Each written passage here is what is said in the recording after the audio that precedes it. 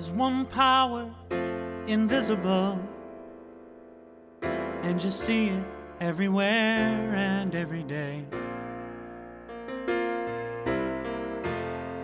One power, indescribable, and you speak of it with every word you say. Mysterious until you know the truth.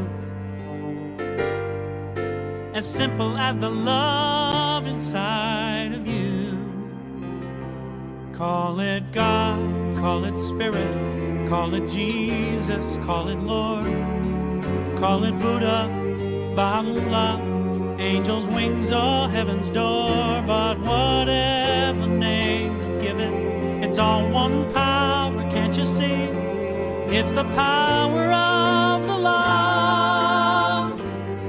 in you and me. One power, one power. Hello, it is Sunday, February 11th, 2024, and this is the Center for Spiritual Living, Midtown. Thanks to COVID pandemic, we have become the Midtown of the world, and we welcome people from all over the world via Zoom Live, Facebook Live, and Facebook recordings, YouTube, and podcast, and several other channels. So we are glad you're all here joining us this morning and at your convenience anytime you want to watch these videos online. We would like to ask a favor. Either now or right after the service, please share this recording with everyone in your community, all your online community. We would love to have them watch this. Our team has enlisted some of the best speakers in the science of mind and new thought community, and we want you to share it with as many people as possible. You can help us do this. Now, please join me as we come together. Such is the nature of God that all it asks and all it wants is the opportunity to appear, the opportunity to manifest, the opportunity to create. And you are that opportunity, and so am I, and so it is. Whoever you are, whatever path brought you here, please know that you are welcome and celebrated in our community. We know who you are. You are an individual expression of God. You are a unique manifestation of the divine intelligence. You are, well, we are God's opportunity to create and to become unique and wonderful. So whatever state or country you might be watching us from, whatever your ethnicity, your background, your religious affiliation, however you know yourself or describe yourself, your pronouns, your gender identities, the color of your skin, whoever you are, we are glad that you're here today. Whether you're here in Atlanta or joining us from another city, you are invited to join us, join our community, and become part of it.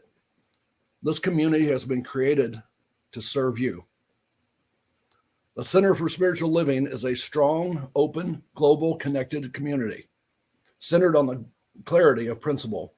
Through teaching, service, and practice, we create a safe and respectful environment that supports healthy spiritual growth for everyone. To better understand who we are and what we teach, listen to our Declaration of Principles as written by our founder, Ernest Holmes, and read by members of our congregation.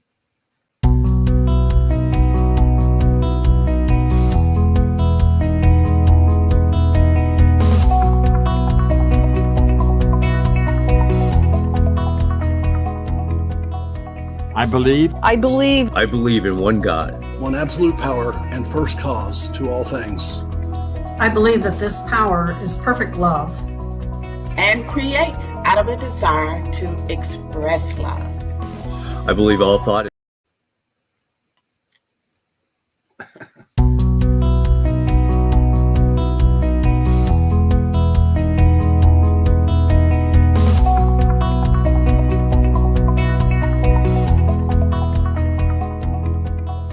I believe in one God, one absolute power and first cause to all things.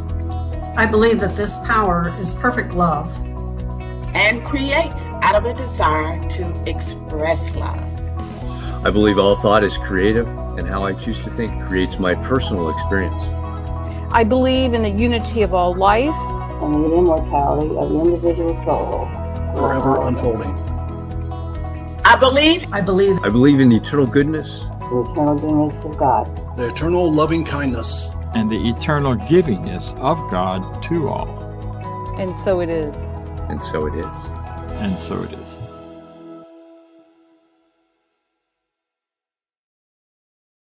it is. Those were practitioners, board members, and ministers of our community. And the full declaration written by Ernest Holmes is available on our website, which is cslmidtown.org. A practitioner is someone who has demonstrated the ability to use spiritual practice and spiritual laws to bring about great changes in their lives. They have also demonstrated that they know how to guide others to bring forth positive change in their lives. We are trained and licensed by the Centers for Spiritual Living out of Boulder, Colorado, and we are available to you to provide spiritual guidance and support. So you can contact your practitioners through our website again at cslmidtown.com. .org. cslmidtown.org. Get my mouth to work right here. I am Lee Huffman, and I have the honor of being the president of the CSL Midtown Board of Trustees, and more importantly, a licensed practitioner of religious science. Today, I have the opportunity to serve as your practitioner and share some thoughts, as well as an affirmative prayer, which is also called a spiritual mind treatment.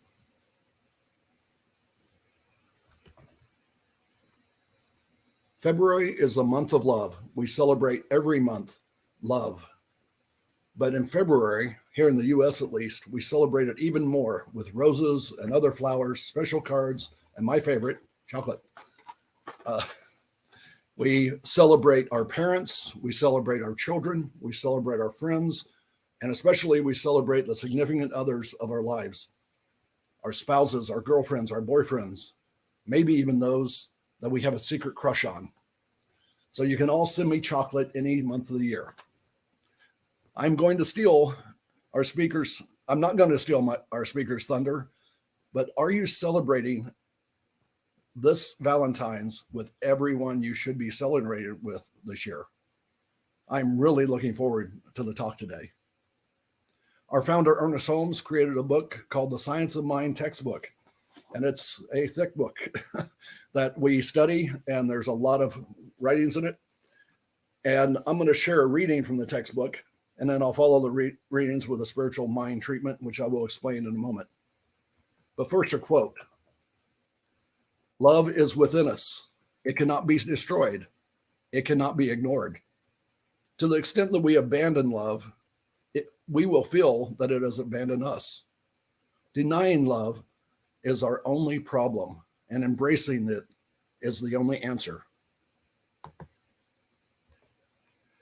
Through the power of love, we can let go of past history and begin again. Love heals, forgives, and makes whole. That's our founder, Ernest Holmes. The reading from the Science of Mind textbook is on page 478 in the definitive edition and page 634 in the complete edition. And it goes like this. Referencing John 13, 34 and 35, love is the central flame of the universe, nay, the very fire itself.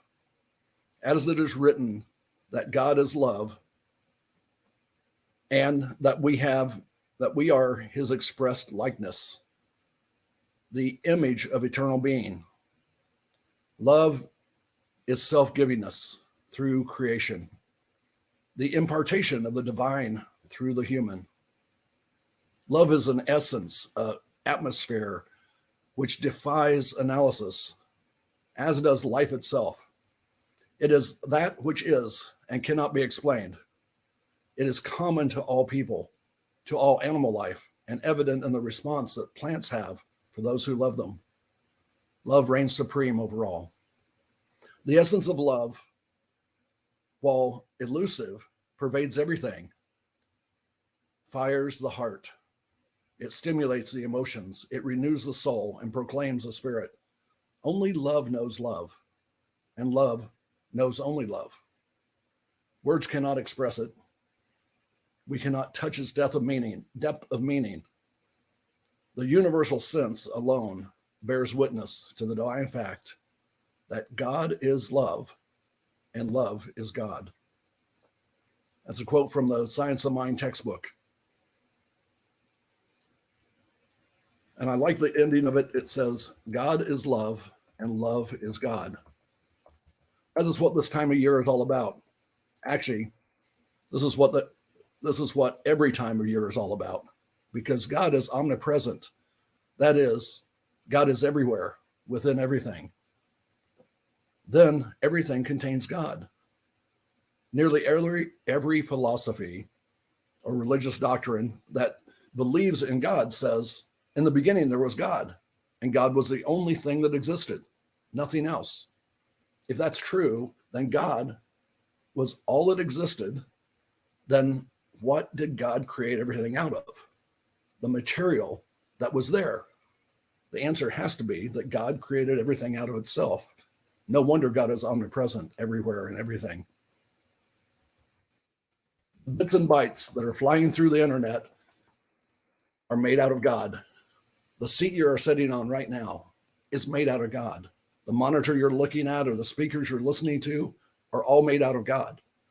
Those people you love are made out of the essence of God, and that essence is love. You are made out of God. God is within you. Since God is love, you are made out of love, and love is within you. Let that sink in for a moment. This is the month of celebrating love. You are made out of love, and love is within you. With that in our minds and in our hearts, let's go into spiritual mind treatment. Spiritual mind treatment is a prayer.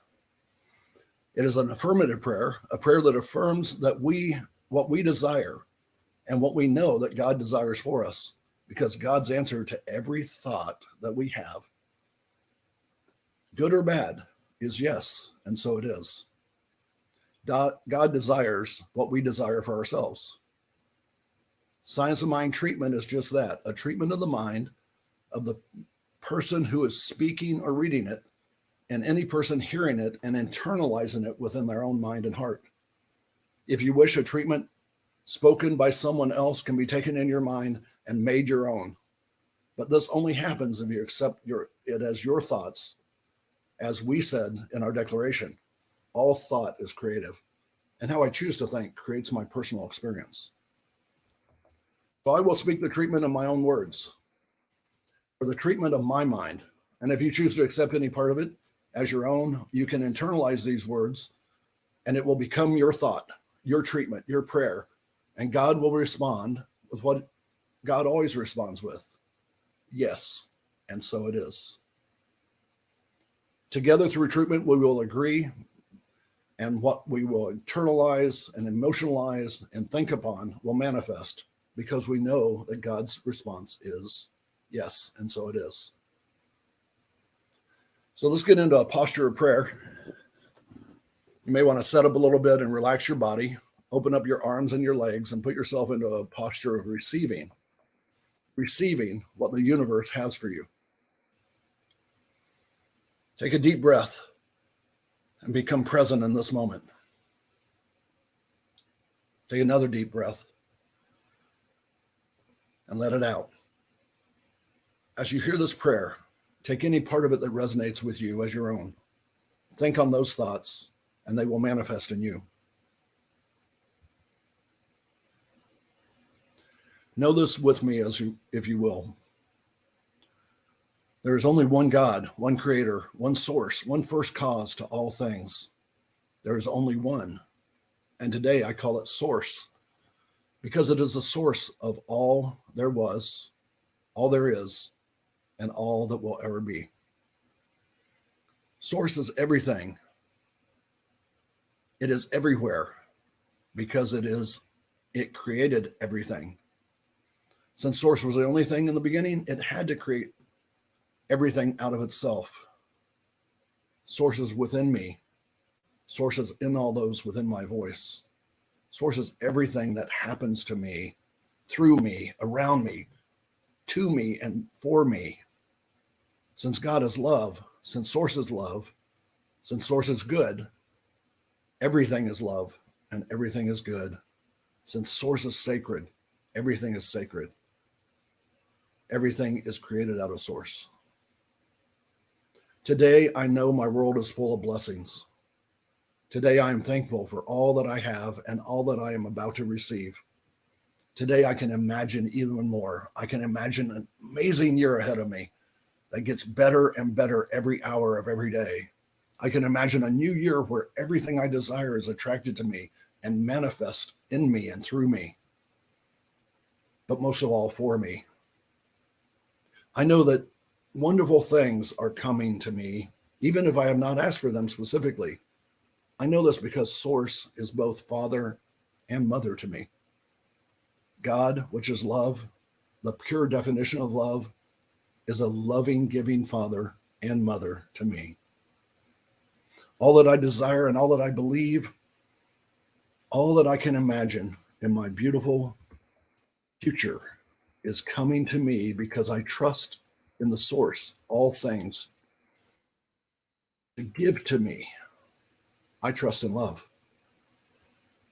Starting this very moment, I am blessed with amazing love in the form of good health, in the form of peace of mind, in the form of confidence, security, amazing and loving relationships, prosperity and abundance, a healing mind, wonderful ideas, and many, many blessings that are the gifts of God, the gifts of love. I see clearly in my mind's eye that it is manifesting as I repeat these words in my mind and my heart daily. I know that nothing can get in my way the blessings that I desire because I am created out of source. I am extension of source. Nothing limits me, not even my past nor my present situation. I block all negative thoughts that come into my mind. I swat them away like flies. And when they come back to me, I swat them away again. They cannot get into the depths of my mind. They cannot confuse what God, the ultimate source, has to offer me in this life. They cannot replace love. Thinking on these things ensures that good and positive thoughts grow in my mind, and my life continues to get better and better and better every moment of every day, because I am an important part of the universe. I know that all health and security, personal and financial abundance, clarity, support, and other gifts of the Spirit are mine. I don't even need to ask aloud for these things because Source knows my thoughts and is preparing the way and has been preparing the way for my needs to be met for my whole life. I rejoice in the blessings that I have, as well as I know those that I know are coming. I am truly loved. I am truly blessed. I am completely focused on the blessings, knowing that my focused thought will bring even more of them to me. I'm at peace with the universe because I know it is unfolding as it should. I am love, and I am loved. I rejoice and receive all that is mine. And now I release these words into the universe, knowing that my thoughts are creative and they will create my personal experience. And together we say, and so it is. Thank you. The next song is absolutely amazing by one of my favorite artists. It's Karen Drucker bringing us Winds of Change. Let's listen. Oh, let the winds of change shape and blow. Now I am willing to see another part of me. Take me with you, I'm ready to go. Let the winds of change shape and blow. Now I am willing to see another part of me.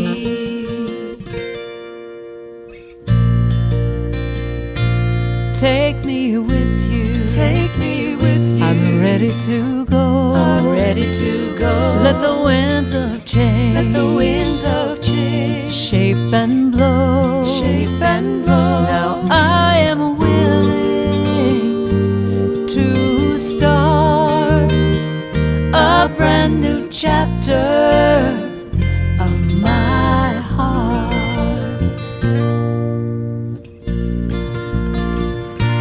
Take me with you, I'm ready to go. Let the winds of change shape and blow. Now I am willing to make a choice. This new path needs my voice.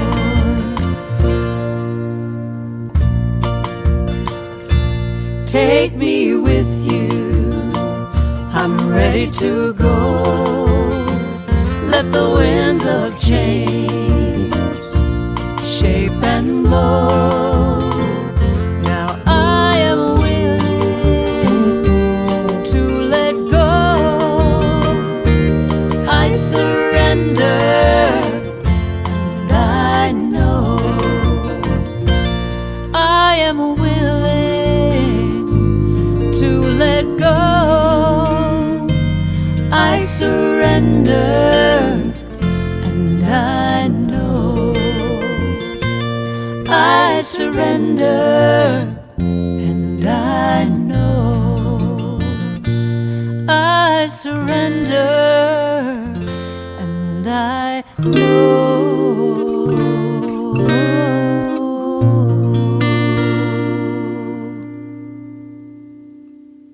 Take me with you. The changes of life. The theme for Centers of Spiritual Living Worldwide this month is Divine Discomfort. And this week's subject is where comfort ends, transformation begins. We are pleased to have Reverend Dr. Jerry Troyer as our guest speaker today, and his topic is Divine Discontent. Will I Be My Valentine? Reverend Jerry comes to us from La Mesa, California, near San Diego, which happens to be where my mother grew up. And we went there many summers as I was growing up. So it's a place that is very near and dear to my heart. A New Thought religious science minister since 2007. He is the board president of the affiliated New Thought Network, a membership organization of New Thought centers and churches, including Unity, CSL, Divine Science, and several independents as well as individuals. Jerry is a founding board member and currently the director of relationship development for Urban Street Angels, an organization in San Diego that works to end youth homelessness by providing housing, employment, and life skills training to homeless youth between the ages of 18 and 24, which is an amazing thing to give to those young people. He is the author of the acclaimed book, Coming Out to Ourselves, Admitting, Accepting, and Embracing Who We Are. So you can look that up after the service. In addition, Reverend Jerry is a guest speaker at CSL, religious science, and unity centers and churches around the country. He offers workshops on grief and loss, on the process of forgiveness, on money and finances, and a new one that is entitled Radically Content, Being, Doing, and Having Enough. In La Mesa, Jerry lives with his friend, an English cream golden retriever, get that right, named Maggie. His son and family, including 7 grandchildren, live near Eugene, Oregon.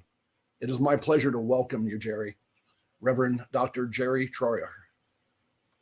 Thanks so much, Lee, and good morning, good afternoon, good evening, wherever you are, and welcome.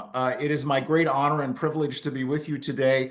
My thanks to my beloved friend, Reverend Dr. John Karn, who made the introduction, and to Judy and Maya for your kindness and hand-holding and so forth to allow this morning to happen. So as Lee mentioned, my topic for today is divine discontent. Will I be my Valentine? If you're in a romantic relationship, just a gentle reminder that Wednesday is the day. So after this, you need to be out buying your cards and candy and diamonds and cars and whatever else is appropriate for you to honor and celebrate your beloved. My question for us, though, is as we're doing that, how are we treating ourselves as our own Valentine as well? Some wise person, not me, said, love is not what you say, love is what you do. So what do we do for others? But equally as important, what do we do and how do we treat and how do we live with ourselves? So that's going to be my topic for this morning. We're going to talk about, wait for it, change, which we love to do, right? I know that I certainly do. And sometimes even if it isn't, even things aren't working as well as I'd like for them to, actually changing it can be scary. So we'll talk about all of that this morning. Can we say, yes, I want to do that? It's completely different from what I've ever done. Can we say, no, I've done this, I've had this, I've believed this for however many years or decades or centuries, and I'm complete? Do we allow ourselves to honor ourselves, stand in our integrity, and say yes, and say no? We want to be warm and fuzzy. We want to be comfortable. It's been raining in San Diego the last week or so, which is completely out of character for us because it's supposed to be, if you're familiar with weather in San Diego, you know, it's supposed to be warm and sunny and 70 degrees year round, but it isn't always. And so we've had rain for the last week or so, and I've been complaining to anyone who will listen because it's inconvenient and I have to take the aforementioned dog out and go through that. And if you have pets, you know, and if you have dogs and especially large furry dogs, you know that you got to do what you got to do and it's inconvenient. So we want to be warm and fuzzy and comfortable, but in this thing called life, sometimes an area of our lives or a situation or a relationship starts to not be so warm and cozy and comfortable.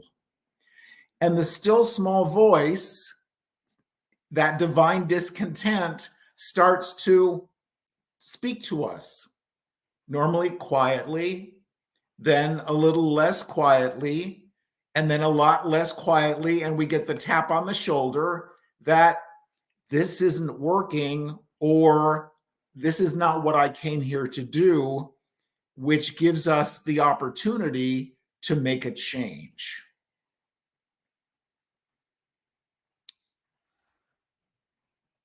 So again, for Wednesday, as we're taking care of one another, are we also honoring and celebrating and taking care of ourselves? I don't know about you, but I have a comfort zone. So I'm comfortable doing that, being here, going here, and those things that I'm normally used to, and I'm comfortable and it's okay. But sometimes that produces a little stagnation and a little bit of been there, done that. And do we ever have just that in the back of our minds? Wouldn't it be fun to go here or do this? Wouldn't it be fun to stir the pot, as it were? Or wouldn't it be really fun to get rid of that or stop doing that? That's the divine discontent. That's that loving, nurturing voice within us that says, yeah, but what about something different? What about something fun? Do you do New Year's resolutions? I used to. And what I found was the list kind of looked like a carbon copy of the previous year and the previous year. I use that expression sometimes, and a lot of times people look at me like, well, what's a carbon copy? And if you know what a carbon copy is, I honor and celebrate you. If you don't know what a carbon copy is, I love and celebrate you as well, and go look it up. But it's an old technology, if you want to call it that, where we made a copy of whatever the document was. And so 2 years ago's New Year's resolutions might look like last year's, which looks like this year's, which looks like next year's. And if that's your situation, as it was mine, I invite you to look at that list and decide, is that really yours to do, or are you ready to move on? By stepping outside our comfort zone, we open ourselves up to new, amazing, wonderful experiences. A wise person, again, not me, once said, don't let your good get in the way of your better. So if it's okay, if the job's okay, if the relationship's okay, if the situation is okay, that's okay. But are we ready for something better, something greater? It might be being or having something new. It might also be about stopping doing, being, or having something. There's a great book, Clutter Busting by Brooks Palmer, and he talks about clutter being not only the stuff in the storage room, not only the stuff in the garage, not only the stuff under the bed, but any relationship, any belief, any material possessions that no longer serve us. They become clutter. We look at them and start to feel that divine discontent just a little, and begin to allow ourselves to think about the possibility that maybe we could change and release whatever that is. Now, back in the day, and this was 30 or so years ago, I worked for a technology company, and we were privately owned, and it was wonderful. And the owners were incredibly generous. We had parties at every possible opportunity. We did Valentine's Day, St. Patrick's Day, pretty much everything. The benefits were wonderful. And then the family decided to sell. And they did a camp, and there was a lot of fear, because what happens, and if you've been through this situation, you know there's fear involved in what's going to happen now, and will the benefits go away, and what will be the culture and all of that. And so they created what probably was a couple of semi-trucks full of buttons that said, change is good. And the senior management would walk around and thankfully would talk with people and remind them that change is good. Yeah. And another wise person once said, change is good, you start. Interesting.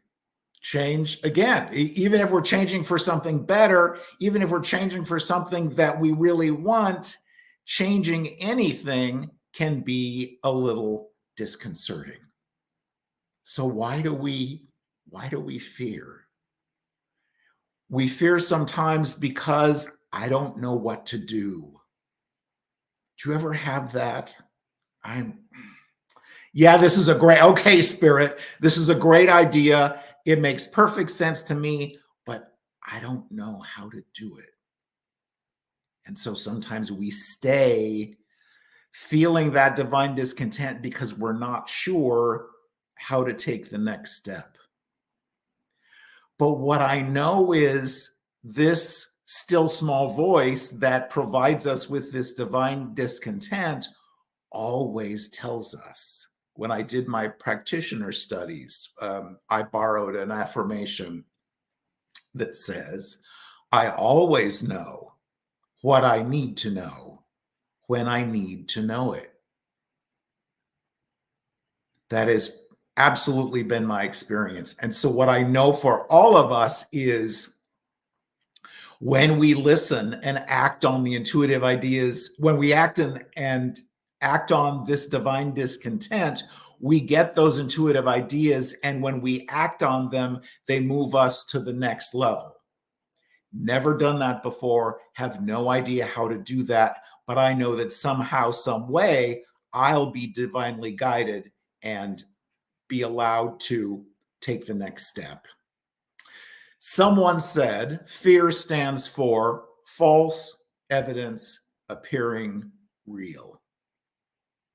Change can be scary and can be fearful, but we didn't come here to stay stuck in whatever it is if it doesn't make our hearts sing and our tails wag. That's not what we came here to do. We came here to express and experience all the good that life has for us, but something has to change very often.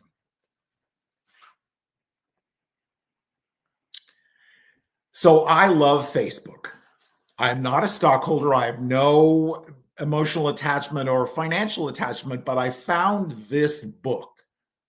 And it's one of my favorites. The title is Radically Content, Being Satisfied in an Endlessly Dissatisfied World. And as Lee mentioned, I created a workshop based on this book because it so touched my heart. And in the book, the author, Jamie Veron, talks about a question that, I don't know about you, but it has affected my life for many, many years and decades. And the question is, what will they think? Do you ever do that? I would like to find a new job. I'd like to get a new relationship. I'd like to get rid of this Peloton. Did you do that during the COVID? Did you get the exercise machine that just was so wonderful and you were so excited, and now it's spending its time holding your blankets or your clean clothes in your bedroom or your spare bedroom? Yeah, I did that and then lovingly released that, but that's a separate story. But what will they think if I ... What will they think if I quit ... But listen to these words from this amazing book. What will they think is the question that robs us of our dreams and happiness more than any other. Who is they, and why do we care so much about what they think? Who is this faceless group of people that's going to come for us if we don't measure up to their ideal? And why are we not encouraged to examine this idea we take as an absolute incontrovertible truth? We do not need to spend our life in pursuit of achievements that have no real value to us internally. The goal is to be the most expressed version of yourself.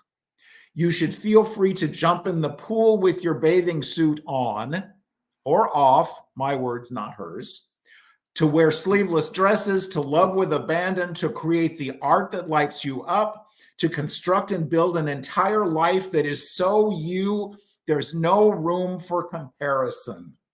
You deserve to love your life so much that it doesn't matter who affirms or denies you. Again, Radically Content by Jamie Veron. Absolutely amazing book. How often do we base our future plans on our worries about what someone else will think? How often do we have combat between the divine discontent and the yes, but? Yes, but what will they think? An interesting question. I invite you to consider that. So sometimes it's the fear. Sometimes it's the fear of not knowing how to do it. About 2 years ago, I really wanted a Tesla. No idea How does this work? How do you charge it? How do you do it? I don't know. But I wanted a Tesla. Completely out of character for me, because I tended to be a little safer and a little more, within my lane. That had no idea how to do that. Little bit of fear that, oh God, am I gonna catch it on fire? Am I gonna blow it up? What am I gonna do? And this still small voice said, okay, then let's do this. And it was the most amazing experience, because the good news is they are, and this is an unkind expression, but go with me on this, they are idiot proof. So no, chances are you can't catch it on fire. You're not going to do something goofy. It reminds you about 19 times when you need to recharge the battery. You're going to be fine. So to make a long story even longer, in my garage downstairs is my Tesla. And it's just the coolest thing. And the charger plugs into the dryer plug. And so now it's a splitter. And so there's one plug for the Tesla charger and one plug for the dryer. And when you start to charge the Tesla, the dryer automatically shuts off so you don't overload anything. Because it's the 210 or 240 or whatever, the more juice. My relatives in Kentucky call electricity juice. And so it's the more juice. But it can only go based on the wattage, I think is the word in your house. It can only do a certain amount of juice. And so when I first tried to charge it, it kept tripping. So I called the company that installed the adapter and had them come out, because it's not working, because it keeps tripping it. And the electrician, who was very kind and very patient, said, see, on the box there, it says the maximum is 24 watts. So you need to, or amps or whatever it is. So you need to adjust that. And you can do that on the car when you go to charge it, that it's 24 amps, not 48. I was embarrassed. Read the box, read the label, Jerry. Sometimes we don't make that change. We don't go out on the limb. We don't step into that greater good because we're fearful that we're going to look foolish, that we're going to do something wrong. Yeah. Just read the label, Jerry. Okay, thanks so much. Didn't charge me for the service call. It wasn't a thing. Because we all have done this. The truth is, we human beings have all been in a position at one point or another when we didn't know what to do, and maybe we made a mess, and maybe it was perfect. But the truth is, it was perfect because we learned from whatever it was. So releasing that fear of failure. And then the opportunity for us is to embrace our victories, the small ones as well as the big ones, knowing that that's how life works. No, I'm not going to make this change necessarily today, entirely today, and get to the goal. But another wise person, not me, once said that the way you eat an elephant is one bite at a time. So I'm not going to get this whole thing done today, but I can take the first step. I can ask for help. Remember, in the Beatitudes, Jesus said, ask, seek, and knock. Do we allow ourselves to do that? Do we allow ourselves to say, Spirit, I don't know, but I am called to do this, and I absolutely know that when I need to know, I will be shown what I need. Do we allow ourselves? Are we comfortable enough to step out and do that? It's like going to the gym and exercising a muscle, I believe, because the more we step out, the more we act on that divine discontent, we're shown what we need to do. And wow, well, if I did that, then maybe I can do this. And if I did this, maybe I can do this. The truth is, we don't have to do anything different. We are already the essence, expression, and experience of spirit. There's nothing to change to be acceptable. There's nothing to change to be better. We can absolutely be radically content with exactly who we are and where we are. But if there's an area of our lives that doesn't work, or we'd like for it to work better, if there's a story that we keep telling that we're ready to lovingly release because we're just sick to death of it, there's always the opportunity to do that. And we're always supported in making that change. Ernest Holmes, in the book Creative Mind and Success, says, if it is the Father's good pleasure to give us the kingdom, it should be our good pleasure to accept it. There's no limitation except the ones we believe. There's no limitation. So wouldn't we rather? Now, many of you are in Atlanta. With all due respect, I'm not making fun, but do we live our lives like we're in the back of coach on Delta in the middle row that doesn't recline? Or do we live our lives like we've been upgraded to first class? Because as we know, the universe always says yes. And if you want to do first class, that's absolutely fine. And if you want to do coach in the back of the plane in a middle seat, that's absolutely fine.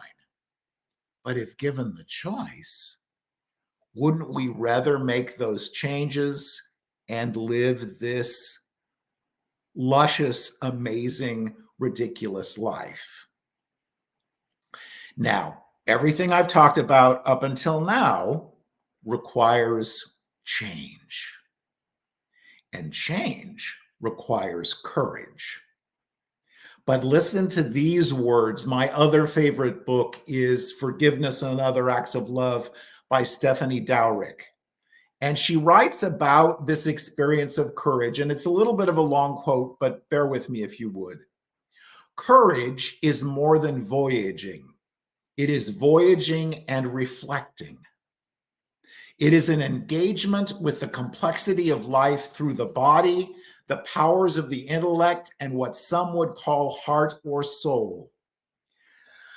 I don't want to do this, but I choose to. I will go with this even though it is hard.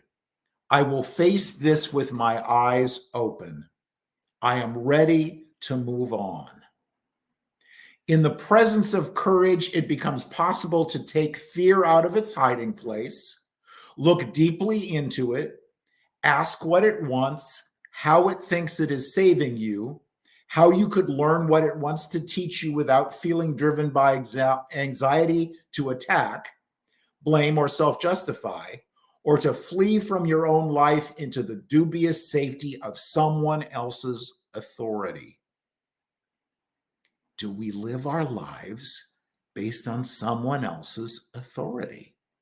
Or do we listen to that still small voice, to that divine discontent, and recognize we didn't come here to settle? We didn't come here to schlep. I love that Yiddish word. We came here to express and experience all the good that life has for us. We came here to be our own Valentines. And we do that by standing in our integrity, saying yes, saying no when we mean it, and making those changes that are appropriate for us. Because we're only here for 100, ideally, perhaps 110 or 120 years. You want to frolic. You want to have an amazing life, and it's possible for us, but we need to make those changes. And maybe it's just a belief. If money and finances and financial abundance are an issue, what do we believe about our money? If we're of a certain age, do we talk about our fixed income? And if we do, I invite us, myself included, to go and brush our teeth. My beloved friend Edwene Gaines would say, if you're on a fixed income, who fixed it? Because the universe is abundant and we can and should, and I don't like this word, but we should be as well. And the opportunity for us is there as we change our belief about our money and what it is and where it comes from and our deservedness. So changing our beliefs, changing our stories. What do we talk about all day? What do we believe about other people and about ourselves and about life and about money and about our health and all those other things? And our fears. And again, including, I just really want to do this, but what will they think? It doesn't matter. What matters is what we're divinely guided to do and what our divine discontent is telling us. Quoting, and I don't know if I'm pronouncing this right, but I just absolutely love this quote from Anais Nin. And the day came when the risk to remain tight in a bud was more painful than the risk it took to blossom. In your heart of hearts, what are you ready to release? What are you ready to embrace? What are you ready to experience that on December 31st, you'll look back and say, this was the best year of my life? Because this loving, nurturing presence that we call God, Spirit, the universe, the infinite, the divine, always says yes.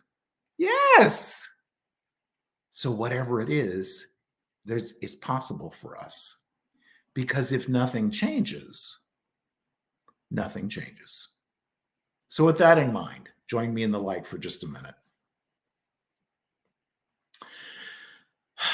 So we stay in this consciousness of oneness and offer great gratitude for this glorious day and for the opportunity to be together thanks to this technology that we call the internet and StreamYard and Zoom and various other things.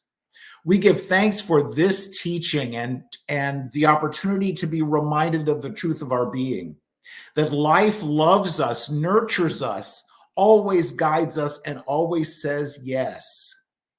And so moving forward today, we allow ourselves to express and experience all that good that life has for us, to honestly feel the divine discontent and decide if this situation, if this belief, if this story is still true for us, or if we're ready to change it. Because we're always loved, we're always supported, we're always told what we need to know. So as we move forward into this week especially being reminded of this experience of love, we allow ourselves to love our dear ones and also ourselves. For this day, for this time together, for this beloved spiritual community, we give great thanks. And together we say, and so it is. So it is. Thank you, Reverend Dr. Jerry Schreier. So now it's time for us to consider giving to the center. We've got awesome speakers like Dr. Jerry, and we have more coming. So we appreciate all of you who sustain us. And if you would, with me, say our affirmation of prosperity. I join in the divine flow, and everything that I have, as I freely and joyfully give, I join in the divine flow, and all that I share with life returns to me multiplied abundantly. And so it is. And you can donate at cslmidtown.org/donate or click on the QR code. Either one that works. It'll take you right to the donation site. And I'm going to turn it now back over to Lee Huffman for some announcements and taking us out. Thank you, Vance. Wow. Thank you, Reverend Jerry. It's amazing. And the quotes that you put in were just some of my favorites. So thank you for that. A few things that are coming up quickly here. We have on March 4th will be our beginning of our 13th year, and it's very close to us coming up now. But on March 3rd, we are going to have our annual community meeting online right after our service. So if you can, come and join us in Atlanta the first Sunday of each month. We are in face-to-face, and we are also broadcast. So please come to that. And if you can't make it into Atlanta, then join us online via Zoom, and then you can be part of our community meeting, because we want you to be partners with us. We want you to be members of our community. This community is built for you. So please do that. That's the third Sunday, and the service is at 11 o'clock, as we have every Sunday. And then the meeting will be a short meeting to talk about last year and next year, and to look at our budget and the things that are going on. And then we will have our great potluck dinner or brunch. That'll be fantastic. So some things that are going on this next week. Boost Online is a talk with practitioners, and that's Tuesday at noon to 12:30 or so. And whoever logs on, you can have a discussion with a practitioner, and you can get into that through our Zoom link, which is on our page, which is CSLMidtown.org. The study group every Sunday from 10 o'clock to 10:45 is online on Zoom. And it's a great group. They have a book that they read and talk about, and you don't have to read the book to come in and be involved in the discussion, but please come and join that, and you can learn more and get a little bit deeper. Then our celebration service next Sunday is online from 11 to 12, and that's Reverend Robert. I'm going to mess this up. Sorry, Robert. Brzezinski. And it's Divine Discomfort, Pain Pushes Until Vision Pulls, which actually ties directly into what Reverend Jerry said today. Our divine discontent. So those are the things that are coming up. The annual meeting is very important, so please come. And also today, right now, on Zoom, Reverend Jerry is going to be there. So you can jump out of here, wherever you are, jump into CSLMidtown.org, hit the Zoom link, and go in and talk with them. So all is good and all is well. So join me in reading our closing affirmation.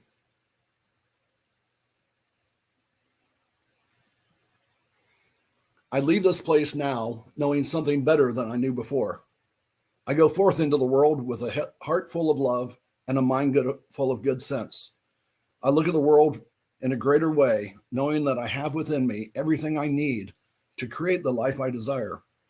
I give thanks for this understanding, and I am grateful for the spirit of life that lives through me. And so it is.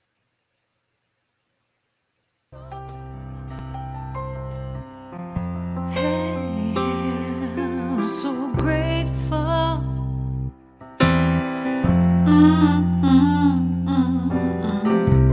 I'm so grateful. I'm so grateful. I'm so grateful for all that I have. I'm so grateful.